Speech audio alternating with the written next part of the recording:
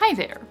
Why am I doing this video, you may ask? How does this fit in with my channel? Well, you know what? I'm pretty sure that the Venn diagram of people who craft and people who watch the Great British Bake Off is pretty close to being just one circle, so it fits, right? So today I shall sing the praises of a show that I rewatch every single year, always gleefully adding on the newest season. A show that makes me want to bake, that makes me want to eat, that makes me want to be British. And ultimately, the best accompaniment to crafting and making art that I have ever found. Here's 8 reasons why the Great British Bake Off is the best filmed competition show in existence, and why you should watch it. Oh, and I will be referring to it as the Great British Bake Off and not the Great British Baking Show. And Pillsbury can just suck it. Number 1, no prize money. The winners get nothing but clout and a cake stand, and it is absolutely wonderful. I mean, how many competition shows can you think of that offer so little to their winners? No prize money? No guaranteed publishing or TV deal? Why would you even go through all of this? And yet,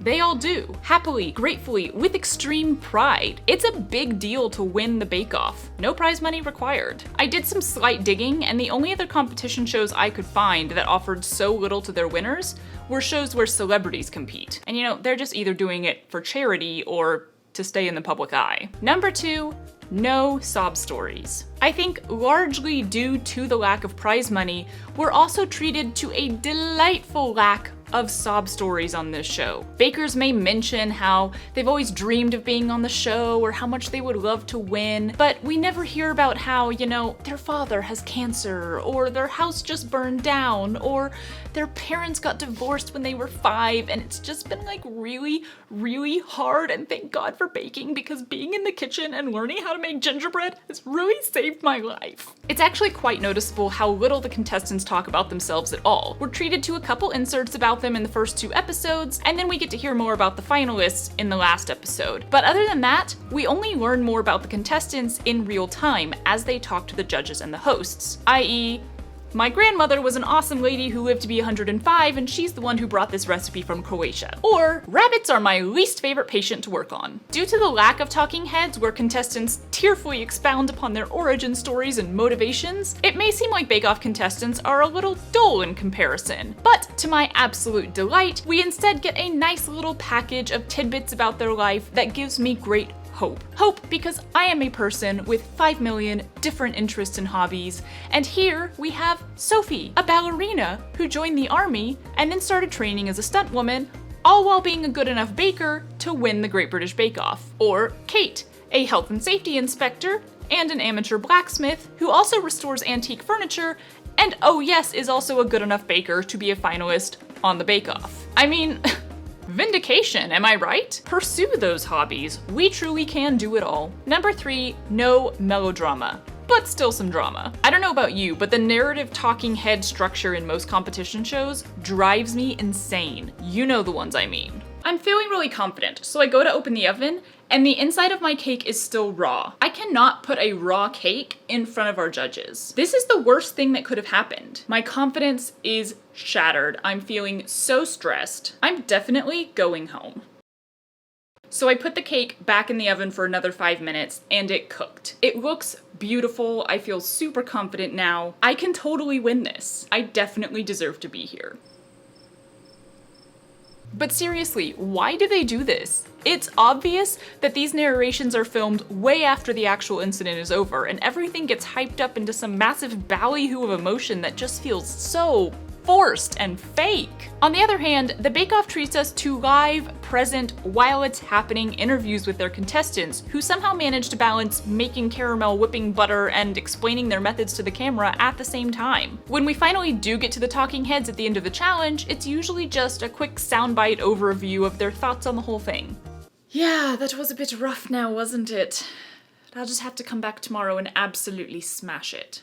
Number 4, no pretense. You see it on so many competition shows. The contestants stand at attention, ready to receive their orders. The hosts give a quick rundown and then speak those magic words and they're off. It's time to create, and they're doing this with 0 preparation, right? Of course, we all know that that's not true. So why do the shows continue to try to put up this pretense? I find it so refreshing that on Bake Off, practice is not only allowed for the signature and showstopper challenges, but it's also frequently discussed. In fact, if you didn't practice, you're probably gonna get one of those looks from Paul. On top of that, there's no secret made of the fact that people have brought stuff from home, whether it's eggs from their own chicken, honey from their bees, berries from their backyard, or any plethora of molds and models and cake stands and display cases. We're also treated to numerous looks at contestants' recipes and charts and to-do lists and spreadsheets, so you're never left wondering, why can't I just whip up an entremet with zero preparation and no written recipe? Number 5.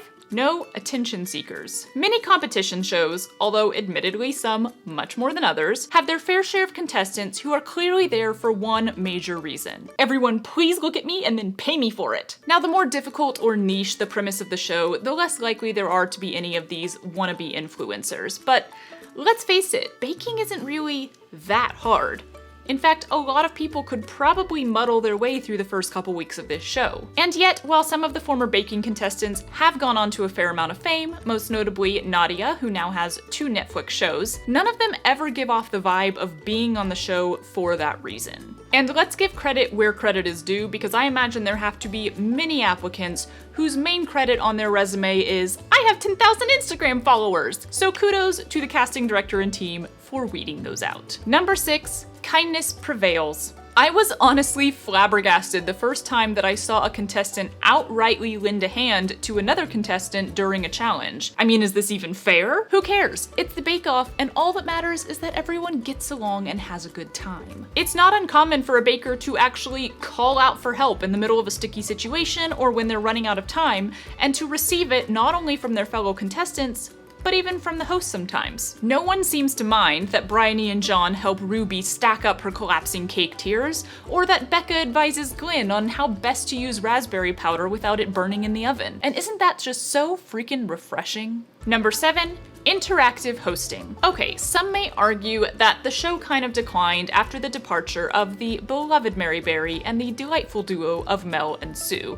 And here's the thing. The hosting of this show has always been a little cliche and a little satirical, and with the dawn of new hosts, the silly became sillier, the cliche became clichéier, and the over-the-top became even more over-the-top. But there is a redeeming quality to every host on the Bake Off, and that is their interaction with the contestants. They tease, they discuss, they debate, they sing songs, they play games, they even ruin bakes, and they help us get to know the contestants without those pesky talking heads. Have I mentioned how much I dislike the narrative talking heads? Most importantly of all, they dispel drama. When one of the bakers has a meltdown, which, yes, happens because baking can be stressful, one of the hosts will always swoop in, kindly lending an ear, giving a hug, offering a shoulder to cry on, and then giving a rousing speech of encouragement about how the baker is the best at bouncing back, how they deserve to be in this tent, and how they can do anything. And it literally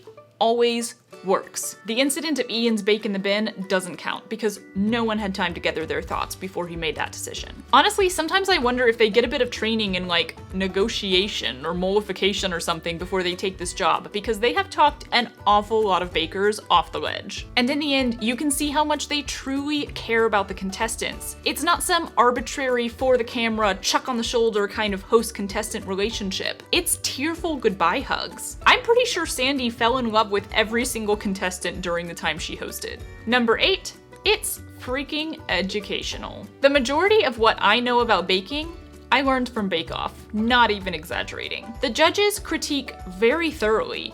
It's not just like, ooh, this cake is so delicious, or like, oh, this one's a little dry. They give constructive criticism about what the bakers did and what they could do differently in order to make their bakes better. And we, as the viewers, benefit from that. I've learned about proving times and temperatures and the proper crumb of various types of bread, how sugar or the lack thereof will affect the bake time, how to avoid that dreaded soggy bottom on your pastry, and so much more. Plus, their exploration of baking from around the world means that I have a wide vocabulary of historical and cultural food that I never would have had otherwise. I mean, do you know what a cassatelli, an ebelskiver, and a mamoul are? The series also learns from itself, which I find particularly interesting. One season, the judges are blown away by Rosie's injected jelly poppies, and the next season, all of the bakers are required to inject jelly with designs for a showstopper. Bonus!